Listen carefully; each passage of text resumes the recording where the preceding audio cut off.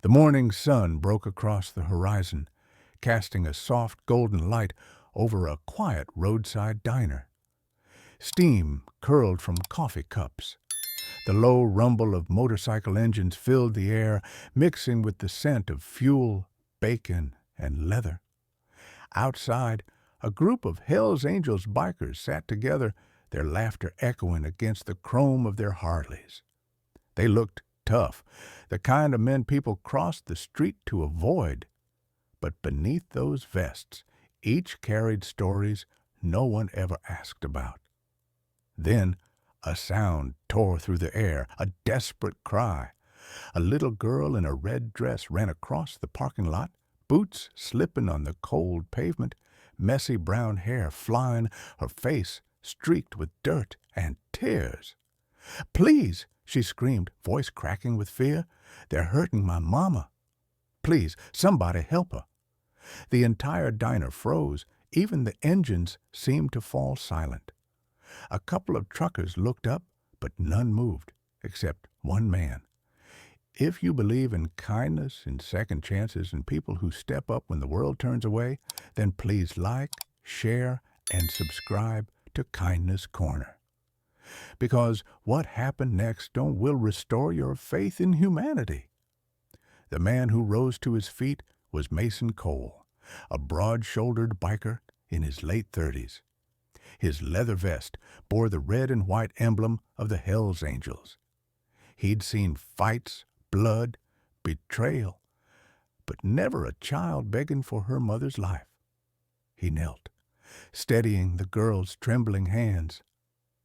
"Where's your mama?" he asked, his gravelly voice softened. She pointed down the 2-lane road toward a cluster of trailers. "They're beating her," she sobbed. Without hesitation, Mason stood, his face hardened. "Tank, rider, on me." 3 engines roared to life, tires spitting gravel as the bikers thundered down the road. The girl was wrapped in a leather jacket and taken inside to wait, wide-eyed, staring out the window. Minutes stretched like hours. Then faintly, the sound of chaos rose. Angry shouts, a woman's cry, engines cutting through violence. Inside the trailer, a drunk and furious man had a woman cornered, fists bloodied, his voice slurred with rage. A small beam of sunlight fell across her bruised face. He raised his hand to strike again, but boots hit the floor. Mason caught his wrist mid-swing and twisted. The bottle in his hand shattered. His brothers pinned him to the ground. No speeches, no hesitation, just action. Mason turned to the woman, his voice trembling with controlled anger. "You okay, ma'am?" Tears rolled down her swollen cheeks. She nodded.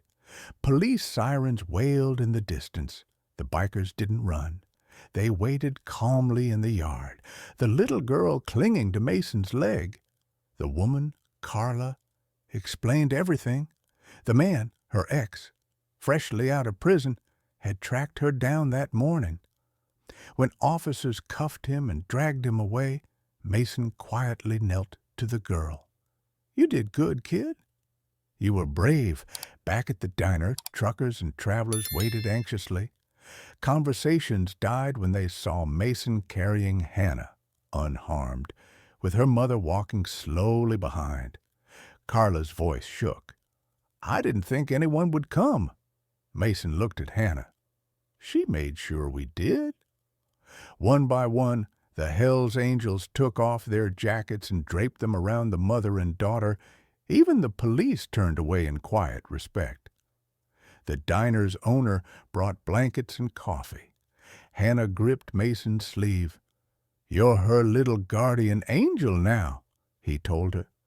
She nodded, her small hand holding tight. News spread quickly. By lunchtime, half the town knew about the little girl who ran to the bikers and how they didn't hesitate. Strangers stopped by the diner to shake their hands. When asked why they did it, Mason gave only one answer. "You don't ignore a cry like that.